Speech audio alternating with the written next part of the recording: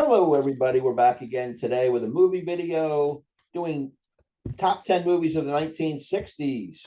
Here with Brian, Massey's Maine Entertainment, Randall Nelson, and Glen Kellaway from the basement.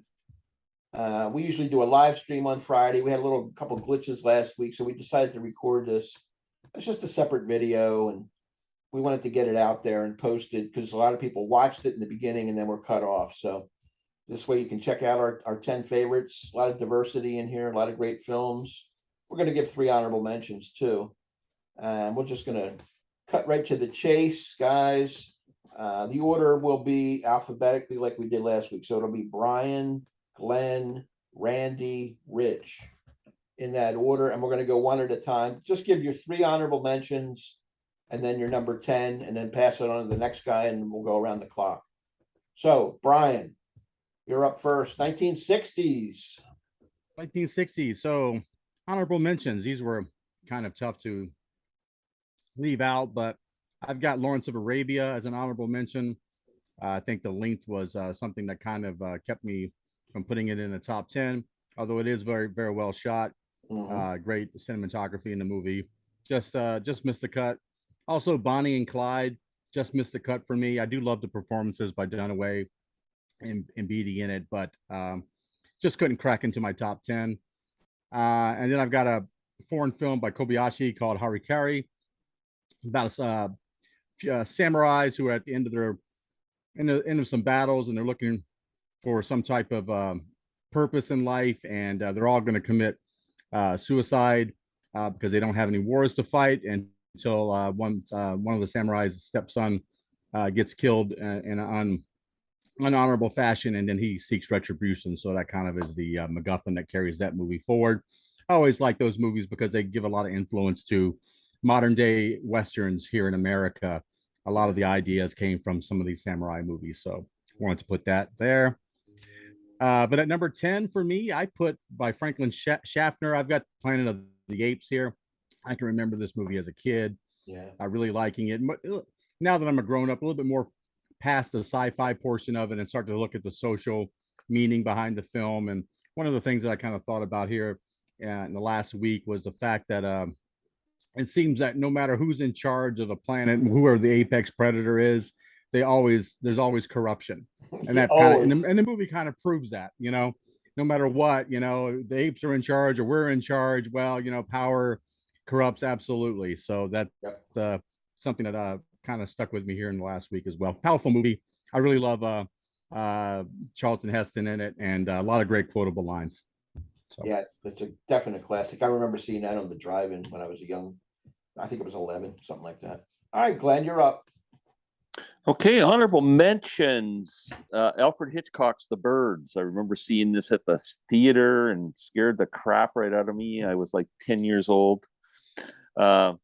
One of the great actors from that whole era is Paul Newman, and one of his great movies, The Hustler. Yes. About the pool players. Yep. Jackie Gleason was great in that movie too. It's Minnesota Fats. And another Alfred Hitchcock movie, Psycho from 1960, which is another one. I think once everybody saw that, they didn't have a shower. Everybody had a bath. Yeah. A lot of stinky moviegoers. Yeah, yeah. After that, how do you smell? Yeah, well I could have showered. My number 10, a zany madcap comedy from 1963. It's a mad world. Yes. All-star cast. I think everybody in Hollywood was in that movie at some point. Some making cameos, some more in stars of the movie. But the standouts for me were Jonathan Winters and Dick Shawn, Edie Adams. Just a really fun movie. And the Three Stooges as the firemen too, I believe. Yeah. They had every comedic talent known to man back then in that film. Awesome. Absolutely. Very cool. Randy. All right. My honorable mentions are The Wild Bunch, which I think is Peckinpah made two masterpieces. This one and Ride the High Country. And this kind of changed Westerns and from 1969. I just rewatched it. I wanted to put it in my top 10, but I still left it out, but it's a great movie. And my other honorable mention is La Dolce Vita, wonderful Italian film from Federico Fellini, about a man that's kind of doesn't have a center, but it's the great scene with Anita Ekberg in the Trevi Fountain is worth seeing, even if you don't want to watch the whole movie. And I'm not going to take it out, but Sinatra in Manchurian Candidate, probably his best performance with John Frankenheimer in 1962 about brainwashing, and it leads to an assassination attempt, and it's just amazing movie. Very good. Oh, and then I got to say my number 10, and it's Planet of the Apes as well. Yep. Great movie. I just rewatched it recently. It doesn't have the same impact as when I was a kid and saw it. And it was such a new world where the apes were running things. Now, when I watched the town there, looked kind of like Bedrock from the Flintstones. If you really look at it, it is amazing, and it says so much about the rejection of science. And that movie causes a lot of problems too. And it's just. It has a lot, like I said, it has a lot of significance in other ways besides just being a great science fiction film. Absolutely. All right, let me jump in here. Honorable mentions. I have Lawrence of Arabia also. I had to mention it. It's just such a big, sprawling, epic classic. It is overlong. I love Peter O'Toole, pretty much everything he's ever done as an actor. He brings his personality, and he's different in a lot of these roles, little nuanced stuff. He can do anything, and he's got such a screen presence. So David Lean, the director, who's known for those epics like Dr. Zhivago and this one as well. Dr. Strangelove's my next honorable mention, directed by Stanley Kubrick, starring Peter Sellers, playing multiple characters. You got George C. Scott in here. We talked about Slim Pickens and riding that bomb and the absurdity of war and all that kind of stuff, the nuclear proliferation going on at the time, the Cold War. So special film at the right time in the 60s there. And of course, Bonnie and Clyde's my other one. Warren Beatty and Faye Dunaway, the two leads, perfectly cast, directed by Arthur Penn. It brought violence to a new level, I think, at that time. Really up the ante, so to speak. We were used to that cookie cutter kind of violence where you don't show much blood. This one went the other way. It showed you some graphic stuff, and then other directors picked up on it and even took it further. So those are my three honorable mentions. My number 10 is Psycho, Alfred Hitchcock's 1960 fright fest. I mean, just as you guys mentioned, nobody wanted to take showers. Janet Leigh gets whacked halfway through the movie. I mean, Tony Perkins, what a performance. I mean, as the guy just lurking, right? You can see him coming miles away with that the sunken eyes and the eyes just going back and forth. He gives you the creeps, and he pulls it off.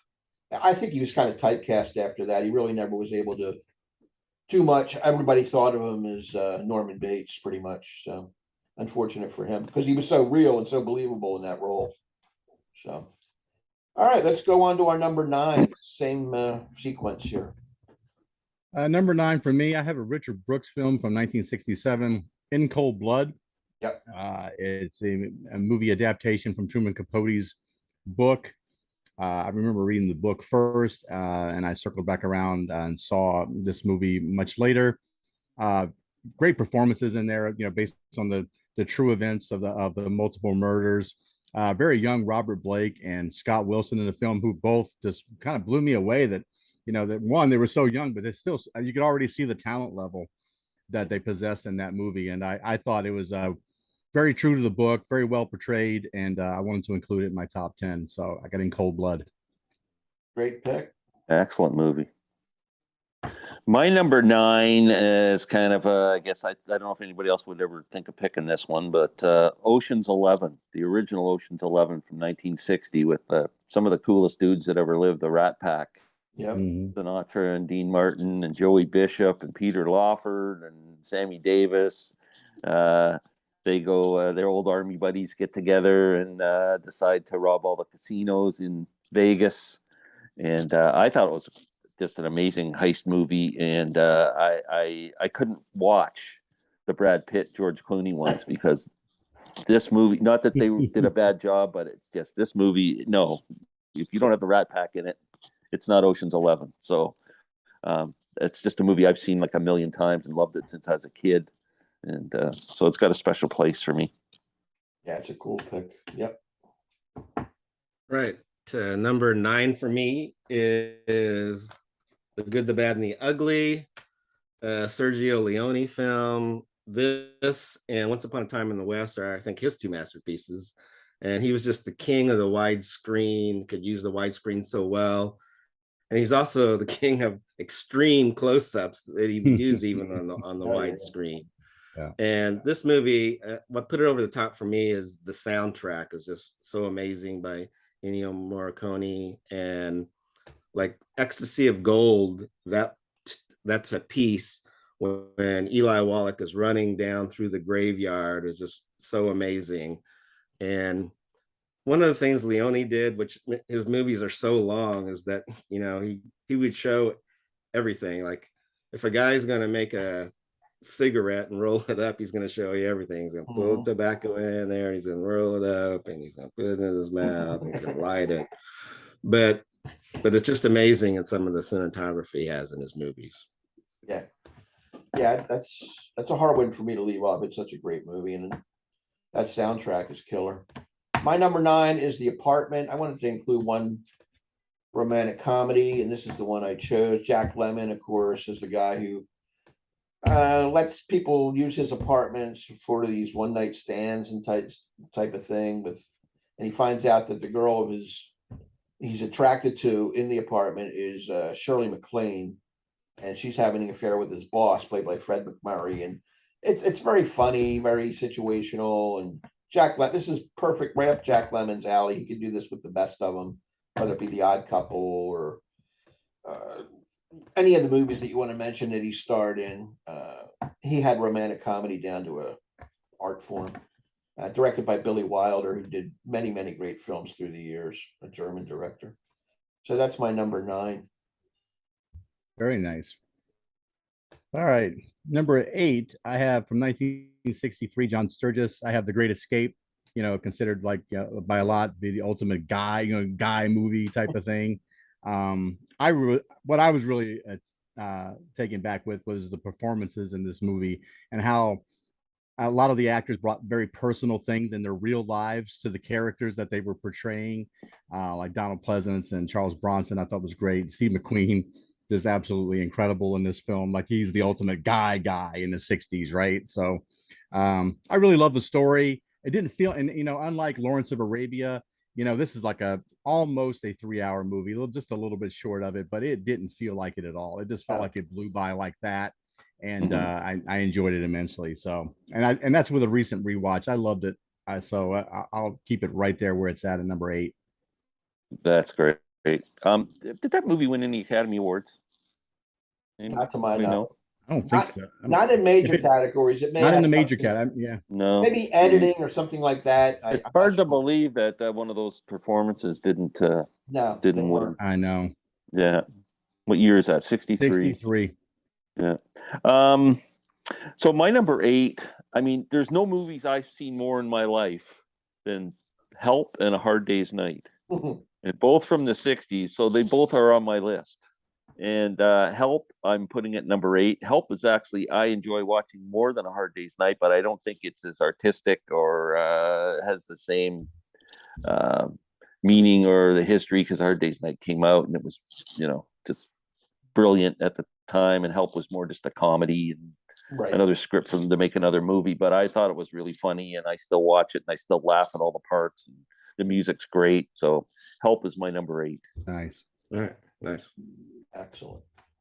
My number 8 is the French film La Samurai from Jean-Pierre Melville. I love it when you speak French, Randy. Yeah. It's for the ladies. From 1960. It's like a fish called Wanda. From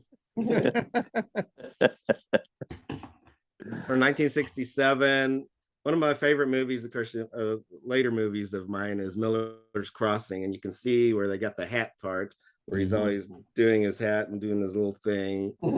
The character in this, which Alain Delon, Alan Delon, who's so good in this, and he's a hitman who gets double crossed. And the first part of the movie, there's like 7 minutes with no dialogue. It's just him doing things, and it's just pretty amazing. Yeah. And like he is like a samurai in a way that he's a loner, and in the end is probably death awaiting, which you'll have to see the movie, but it's a great movie. Very good. My number 8 is Bullet, starring Steve McQueen, 1968. Another one of these crime thrillers, edge of your seat kind of thing. The chase scene here rivals The French Connection in my book as far as greatest chase scene ever. It's right there with it, 1 and 1A. It's shot out in San Francisco, I believe. Steve McQueen, the coolest actor of the 60s. That's been said already, and I agree with it.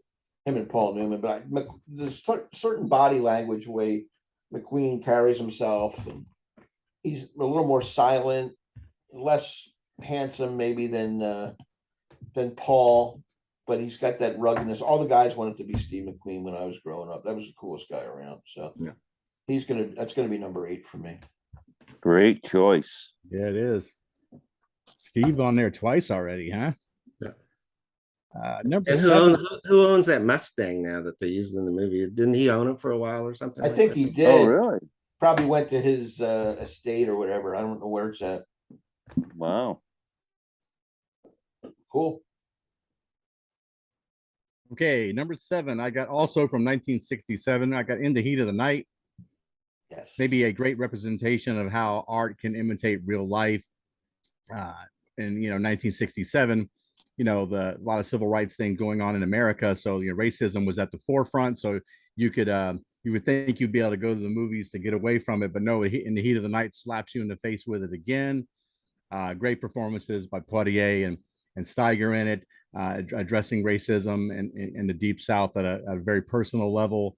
And I really enjoy both performances in it, and it's a movie that holds up. I mean, you could show it today and it would hold up, based even on subject matter that occurs in society today. So great movie. Wanted to include it. Awesome. I think that made Sidney Poitier a superstar, right?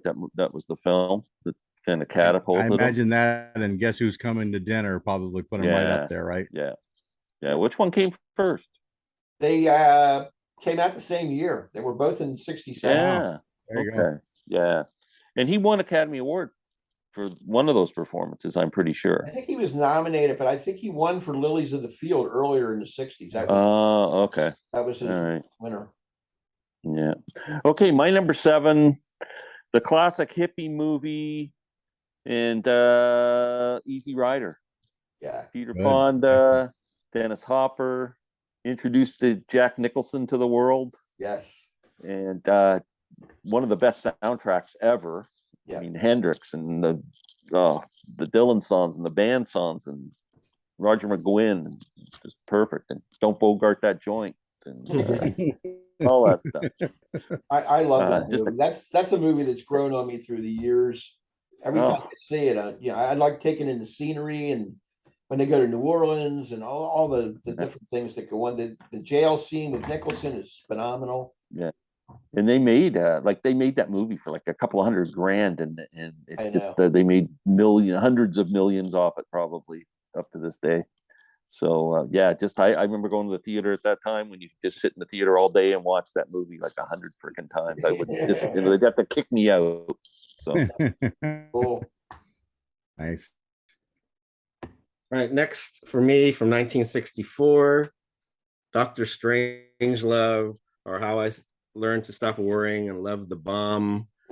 Stanley Kubrick, and kind of the absurdity of nuclear proliferation and so-called fail-safe measures, which the fail-safe measures in this movie do not work at all, and in fact it starts the action, and they can't figure out how to stop it. It's the famous Slim Pickens scene that you mentioned, which almost didn't happen because it was supposed to be Peter Sellers who broke his foot, and so they needed a replacement. They went and got Slim Pickens, they flew him over there. First he had passport problem because he didn't have a passport. Gets to England, and then everybody's wondering how he got into character. Does he always in character like that? And that's how Slim Pickens talks. That's Slim Pickens. Yeah.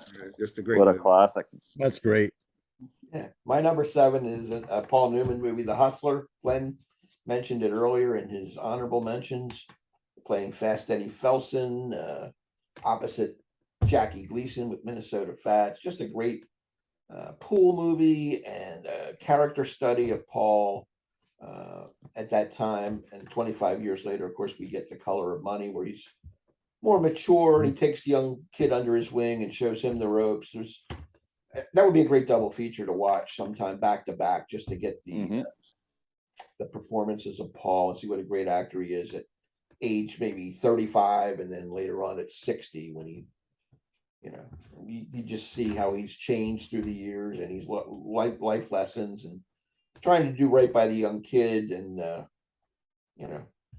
he still has that drive to be the best. And I like when he shoots the pool in I'm off topic here, but The Color of Money, when he goes, "I'm back," you can see it in his eyes. He's rediscovered that flame that's rekindled inside of him, and it's his passion, his competitiveness, and taking somebody down or whatever. And it's happened to him. He gets hustled, and it's better to be the hustler than get hustled, is what I'm trying to say. So you get both sides of it in both movies.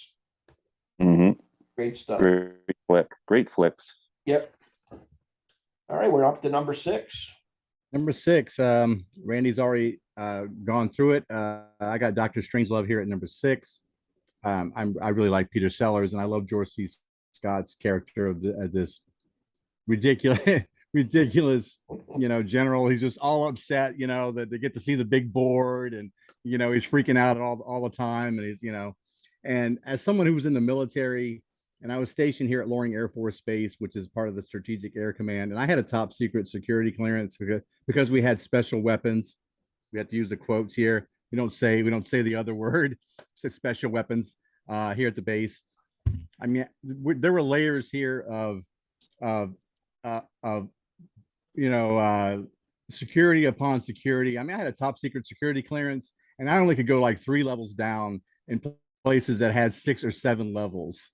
It was just, that's how ridiculous everything was, and now when I step out of it, the absurdity of, why do you even have them? It was just ridiculous. We had this ridiculous amount of them, and why have them? I mean, how many times do you need to destroy the world? So I love the movie though, and I like the fact that it does poke fun at the big powers a little bit for, basically bullying their way into the being powers of the world, based on fear. That's really what the movie is about, right? Yep. Great movie. Yeah. Number 6, Butch Cassidy and the Sundance Kid, 1969. Paul Newman, Robert Redford. I mean, just the chemistry between those two. I don't think Gesundheit, Randy. You're so good looking. Speaking all that French got him allergic. Yeah. Yeah. So, I mean, I don't know if 2 actors ever had the chemistry that Robert Redford and Paul Newman had together. It was just magic on screen. Right. And that movie had everything. It was just a great story. Catherine Ross was fantastic as Etta Place, and just one of my favorite movies of all time. Yeah. Me too. So many great lines in there. It was like Marcus of Queensberry rules. He goes, "What? There's not going to be any rules?" Yeah. Or, something like that. Something to that. Yeah. All right, my number 6 is Rosemary's Baby from 1968. Roman Polanski, Mia Farrow, and John Cassavetes play this young couple that moves into this apartment building. There's a lot of strange tenants, including the great Ruth Gordon, who's great in this too. And it's just the mood that's created. It's kind of chilling, and it hints that something evil is lurking, and indeed it is. But it's, without giving anything away, it's a great movie. Yeah, that's one I wish I would have picked looking back, because I said this before. That's one I caught up with late I didn't see it when it came out. It took me decades to catch up with it, and the hype was worth it. It's a great film. And Ruth Gordon's the standout in that for me too. My number 6 is Cool Hand Luke, another Paul Newman. I went back to back with Paul, the Hustler, and Cool Hand Luke. I couldn't leave either one off.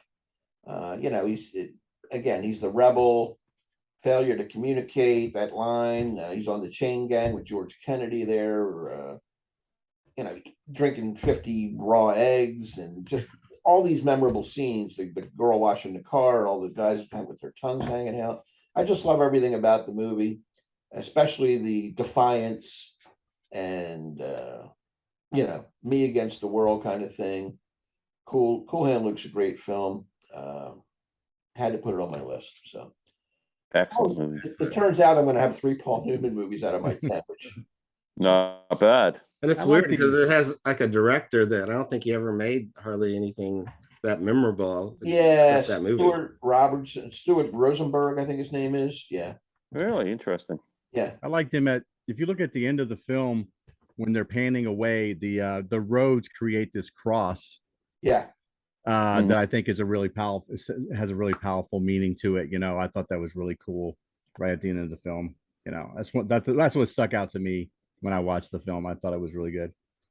So number 5 for me, now I'm hitting the top 5. These are the 5 I thought were locked and they just weren't going to move. Number 5 for me, I've got Midnight Cowboy, 1969. Just this raw, gritty look at the 2 lives of Joe Buck here and Ratso Rizzo, and first movie to win Best Picture that was rated X at the time. They changed the rating system in 1971, so then it was given NC-17 maybe on the reevaluation of it in 71. What stuck out to me was the ending of the film when he finds out that that his friend is dead. They're going to trip to Florida because he always wanted to go to Florida, and his friend's dead, but the bus driver tells him there's nothing they can do for him except they got to go the whole trip. Imagine that, going the whole trip with your best friend sitting in your lap dead the whole time. It just heartbreaking, powerful film. Wanted to definitely include it. Yeah, worthy.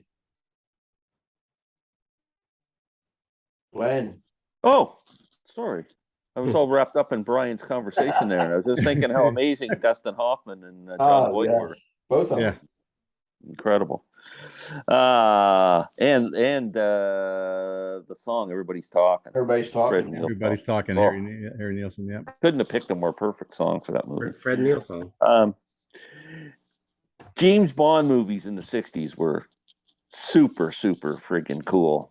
They were. Dr. No, From Russia with Love, Goldfinger, and Thunderball were kind of, I guess, the 4, right? They were, and I wanted to pick one to represent this, so I picked Goldfinger because I think that's the most iconic one with the gadgets and the Aston Martin and Odd Job and the whole thing. So I picked Goldfinger as my number 5. I'm a big fan of the James Bond movies, especially the Sean Connery ones. I think they were all amazing. And so Goldfinger is my number 5 from 1964. Yeah, I feel bad that I didn't pick any James Bond movies. I guess if it was just favorites, those were movies I would rewatch all the time. That's why I kind of any of based the my Connery list ones. on. Yeah, I kind of base my list on all my favorites rather than It was what I thought were the class. good that you did that though, because it's represented among the 4 of us. So I like that. That's right. Mhm. All right, my number 5 is 8.5. Federico Fellini. It's one of the best films about filmmaking, made in 1963. Marcello Mastroianni plays a filmmaker who doesn't really know what he wants to do with his next project, and all the stuff with the screenwriter and just everything that goes wrong with that and with his life, and his marriage is falling apart, and it's got these absurdist and fantasy elements, and you have to figure out what's reality and what is he dreaming. It just has these great images, and just a great film for me. 8.5. Yeah, my number 5 is also a foreign film. I'm going with Blow Up. Antonioni's kind of minimalist thriller, really, in a director's style. I mean, it's definitely an interesting film to watch. You have a photographer who's out taking pictures, and he may or may not have come across a murder in the bushes out there. Takes him back, and he's blowing these things up to wall size to get the evidence that he needs. In the meantime, he's having an affair. He's having a threesome with these young hot models in the back room, and it's such a '60s film at that time with the free love and the haircuts and the clothing. There's not that much dialogue, but just enough to carry the story along. It's a visual film. I just like everything about it. It's just a great watch. You sit back and try and piece together what really is going on in the film. Very European, like I said, and such a part of the '60s. So I really like this film a lot. And later, you have some different imitations of it, but not directly, like in Blowout with John Travolta, where he's piecing together a mystery. And the same with The Conversation, Coppola's film, where he's trying to put together different images and sounds to to think what may have happened. Blow Up's the original that I've seen of this style of filmmaking. So I wanted to include that. It's a really strong movie, number 5. Number 4, I've got from 1969. Randy's already mentioned it in his honorable mentions. I've got The Wild Bunch here. I particularly like the 15 minutes of bloodshed at the end of the movie. This is an absolute wild ride of a massacre. I always joke that I see the same, several people die multiple times, obviously, because there's only so many extras you have in a film. Something that also reminded me of was I think John Woo must have stole a little bit from this film when he did the movie Killer with Chow Yun-fat. I thought because at the end of that movie also there's just a great massacre at the end of it that was just over the top and bloody. But yeah, like Randy said, this is like probably the pinnacle of Sam Peckinpah's filmmaking, and I love this movie. I mean, I got a copy. Oh, did Brian freeze up on everybody or just me? No, he's froze up for He's me. frozen. Come back to us, Brian. I'll just edit that out when he comes back. Okay, so I'll move on to my number. Oh, there he is. He's back. Yeah. We You got froze you. up Thanks. on us, buddy. Did I say what I was though? Yes, we Yeah, got it. you made it. You Okay. made it. Okay. Yeah. Number 4, I'm going with a movie that Rich already mentioned, and we already talked about Steve McQueen. He was just the coolest dude on earth. Bullet. I mean, just a great cop movie set in San Francisco. Like was mentioned, I say it's the number 1 car chase scene of all time. You can, it feels like you're on a roller coaster when you're watching that. An IMAX theater going on a roller coaster ride. I mean, it's just incredibly shot. Tremendous. And and just a great. Robert Vaughn was also really good in that movie. There was, it was excellent. Yeah, excellent. Yeah. 1968, great cop film if you've never seen it. Well, my number 4 is Lawrence of Arabia. I just rewatched it, and it is it's almost 4 hours long. It is a long film from 1962. It's got a great Peter O'Toole performance. It's his charisma that kind of builds with this movie, but the desert vistas that David Lean photographs are just pretty amazing. I guess Freddie Young was the cinematographer who also did Dr. Zhivago and Ryan's Daughter for him. But and like I said, there's a lot of this vista and the camels going before you get to different action scenes, and it does have a long musical intro. It has a long intermission musical intro, so which makes it even longer. But it's still a great movie, and I thought about moving it somewhere else, but I just kept it there. But I still enjoyed it. Yeah, it is great. I wish I would have seen that on the big screen at some point, because that's where you need to see a movie of that scope to really fully appreciate it. My number 4 has been mentioned, Butch Cassidy and the Sundance Kid, my 3rd in the trilogy of Paul Newman movies.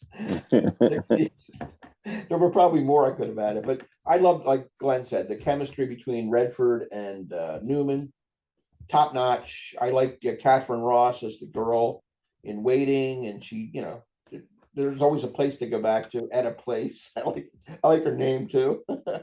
And she's committed to the guys to an extent till things go haywire in Bolivia, but just so many great one-liners, little interactions. I like them jumping off the cliff, followed by the Native American, where they just can't shake that posse that's ready to bring them in and that kind of thing.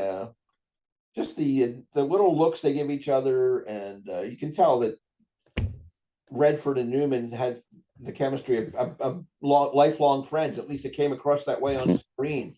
That they really liked each other, and they could joke with each other without going too far. It's the chemistry that you develop with a friend through the years, and they had it on screen. So I wanted to put that. That's probably my favorite Paul Newman movie up until later when he did something like The Verdict. But a great actor, one of the legends. Why do I get the feeling that if we walked into your house and opened your fridge, there'd be some Paul Newman salad dressing in there? There is, and there's Paul Newman tomato paste in the other room as well. There's always 50 boiled eggs in the fridge. Yep. I even tried the Paul Newman frozen pizza. It's not bad, man. Newman's own. All right. All right, we're at number 3. Yes. Number 3 is my favorite of the Bird trilogy by Alfred Hitchcock. I've got Psycho here from 1960. Just great performances. Perkins as Bates is just like Rich had said. Probably ruined his career as much as it made his career in a lot of ways. But I like all the Bird references in the movie. Her name is Marion Crane. There's like stuffed birds and pictures of birds on the wall. He even says at one point, "You eat like a bird." But ultimately, it's known for the shower scene, and I bet you Ivory soap sales plummeted probably in the months following this movie. But it's a great movie in my eyes. I'm a big fan of Hitch, so I wanted to get him up there in that top 3. So classic. My number 3, Bonnie and Clyde. I think someone mentioned it as an honorable mention. Anyway, I'm not sure if anybody had it on their list yet, but just 1967. That movie just blew me away. It was really the first movie that kind of promoted violence in films. Really, that ending with the slow motion and all that, a million bullets hitting the car, and they're just bodies getting riddled with bullets. It was just like, whoa. That was crazy. And but all the performances were great. Faye Dunaway was fantastic in it. Gene Hackman as a supporting actor was great in it as Clyde's brother. C.W. Moss, Michael J. Pollard. What a face! He just had a face like an old mutt that you just you loved, right? Great movie. No doubt. All right. Now, number 3 is from 1968. Another Stanley Kubrick film. 2001: A Space Odyssey. Probably the most influential science fiction movie. And it starts with the birth of man. And then you see this monolith. Yes. And you're still trying to figure out, are the aliens watching over man with this monolith? Because you see the monolith toward the end of the movie too. After Hal is kind of taking over, Hal is the computer in the movie taking over, which Hal seemed to have more personality than actually the astronauts did. Yeah. But so you see his man progressed it all, and then you see at the end the baby in the bubble. Are they starting over? Are aliens starting over? It's just a movie that caused a lot of conversation, and people still talk about what certain parts of the movie mean. Yeah, great pick. Important film. My number 3 is Midnight Cowboy. It's been mentioned earlier. 1969, directed by John Schlesinger. These 2 different characters. You got John Boyd as Texan Joe Buck coming into the big city. He wants to be a ladies' man and get paid for it. You got Razzo Rizzo. He comes across in a diner, and they team up and live in these tenements together and go to these wild parties, Warhol-esque type parties. They're picked out, and they go to this, and they're stealing lunch meat and all kinds of bizarre stuff going on, taking drugs, and the bottom line is they're freezing, shivering in that tenement. They can't afford heat, obviously. It's like homelessness.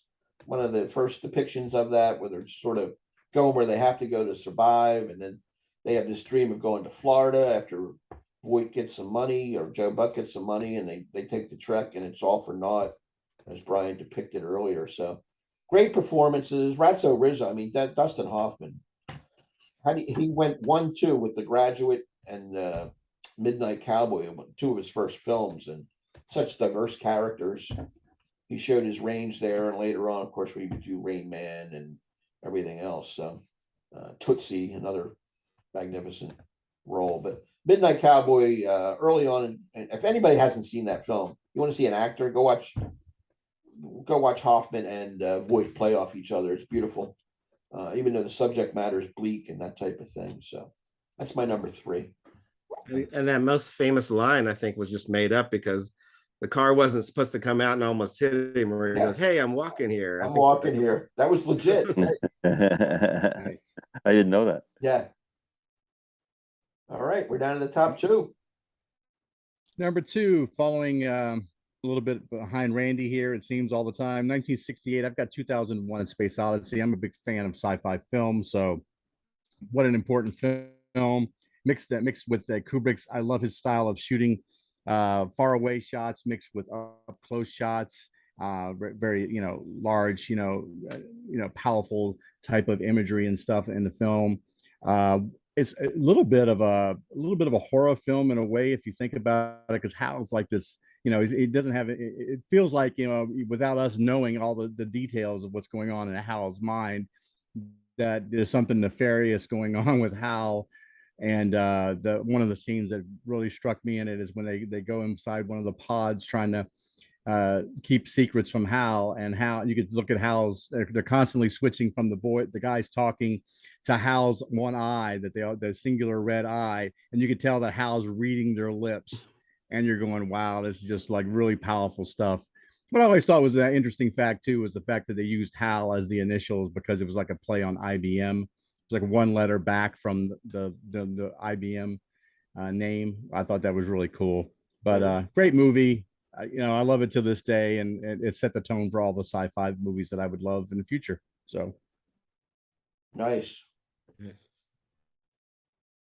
Number 2 for me is my other Beatles movie, A Hard Day's Night, 1964. I mean, February of that year, I was 11 years old, sitting in front of a TV set, black and white TV set at my aunt and uncle's house, watching the Beatles for the first time on Ed Sullivan. And I vividly remember my parents and my aunt and uncle sitting on the couch behind me, laughing at me and at the screen and at the Beatles. And then a few short months later, my parents said, "Hey, we're going to go to the drive-in tonight." And I didn't know what we were going to see. I was 11. I'm going, yeah, great, we're going to drive-in. We get in, and we drive up. It's A Hard Day's Night. They actually took me to see the movie, so which was pretty cool. So, so the movie has a special place in my heart for that reason, and just because I'm an absolute Beatles fanatic, and it was just so important to me, that movie. So, Hard Day's Night, my number 2. All right. Awesome.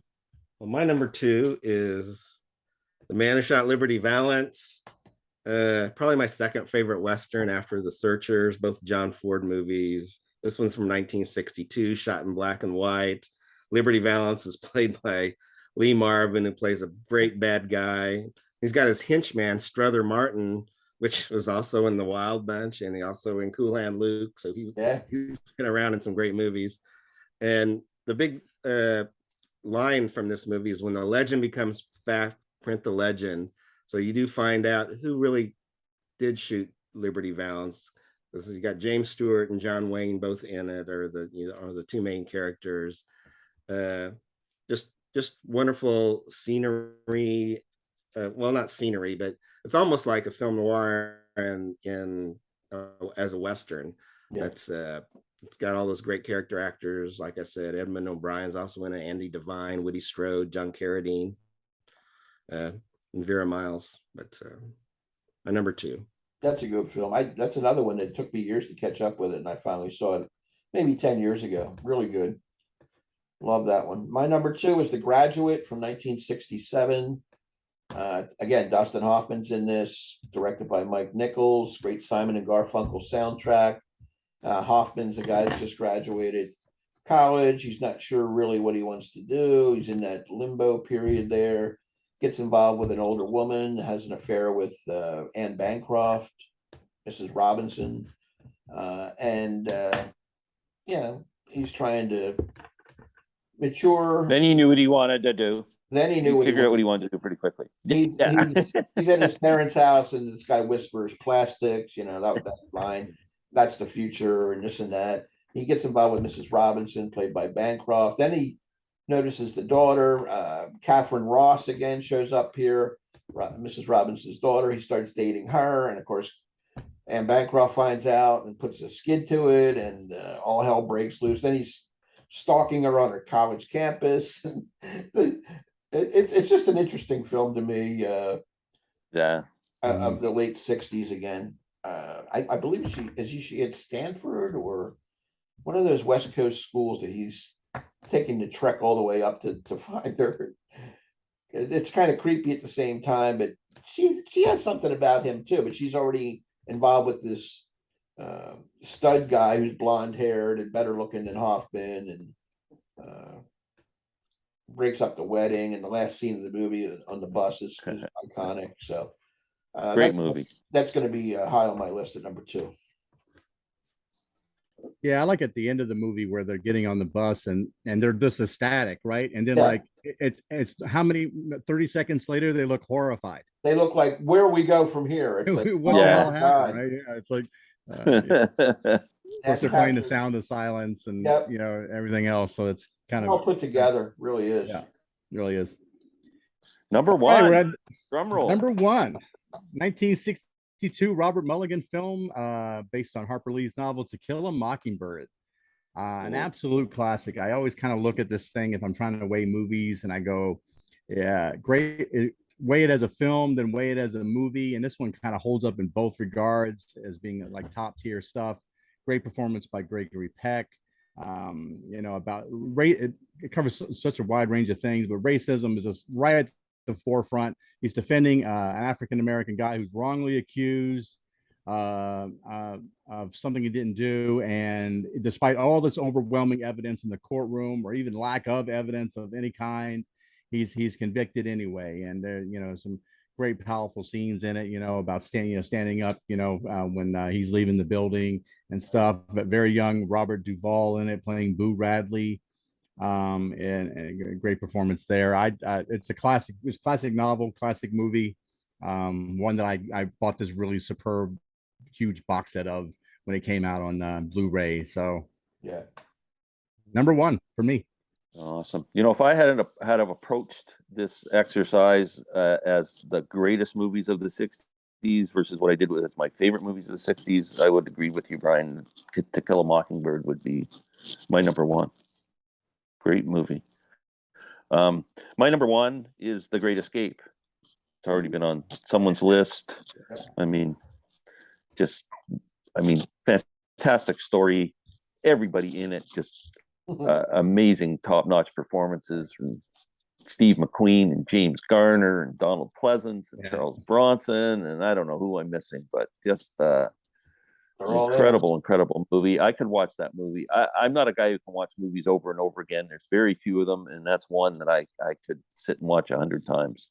Just a great film. Great Escape. Nice. That's great. Yep. Well, my number one, Alfred Hitchcock, Psycho. You've got Janet Leigh on the cover. Janet Leigh is the star. It's one of the few movies where the star gets killed off pretty fast. And to me, it's still one of the best horror movies in that genre, because Exorcist is probably the scariest movie for me, and this is probably like second still, even though it's an old black and white movie. It's got the great Anthony Perkins performance that you mentioned that became stereotyped, and he didn't even get nominated for an Academy Award for that one.